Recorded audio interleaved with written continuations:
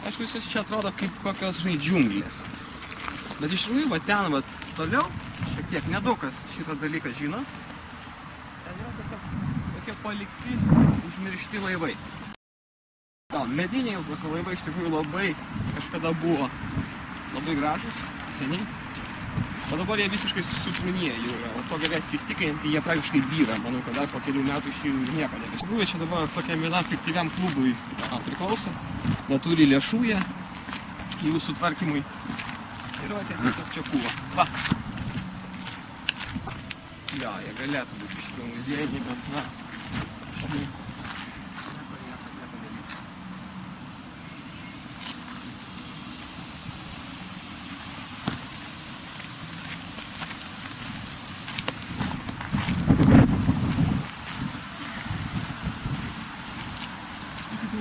Maltis irgi su panašiom plaukimų juodoji jūra.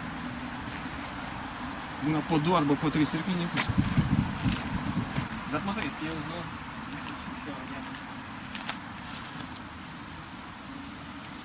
netgi tai atkurti neįmanoma. Praškai štai iš naujo reikėtų visą atstatyti.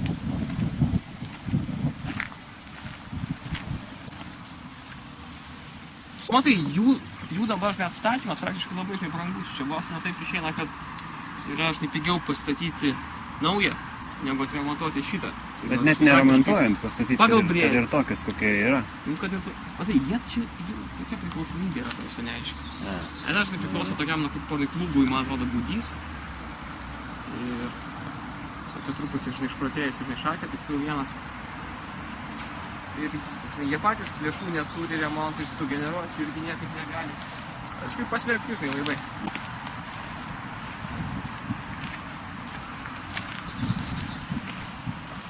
Mes kažkada buvom gražus.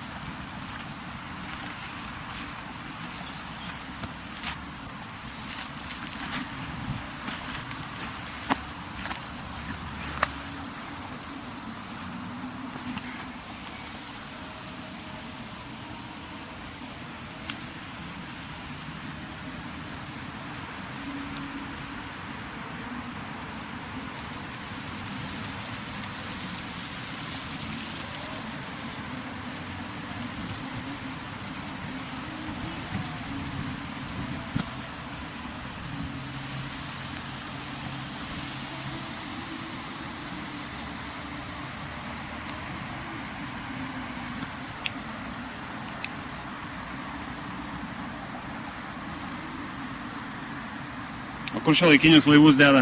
Senus? Nu, šiuolaikiniai vis dar yra šiaip patvarkomi. Tokių vat senų.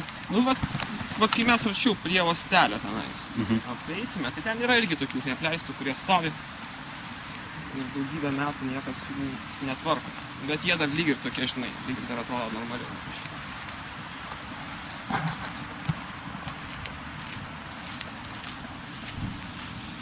Nu, tai čia buvo vienas pastatas, ne? Tiesiog dabar nugriovė ir čia tas tokie, pagal visą tai tvarką, kitos pastatas, ne? Ir nugriausias. Jokios vertės neturi. Čia buvo seneliai kažkokie? Tarybinės, kaip patalpos laivų remonto.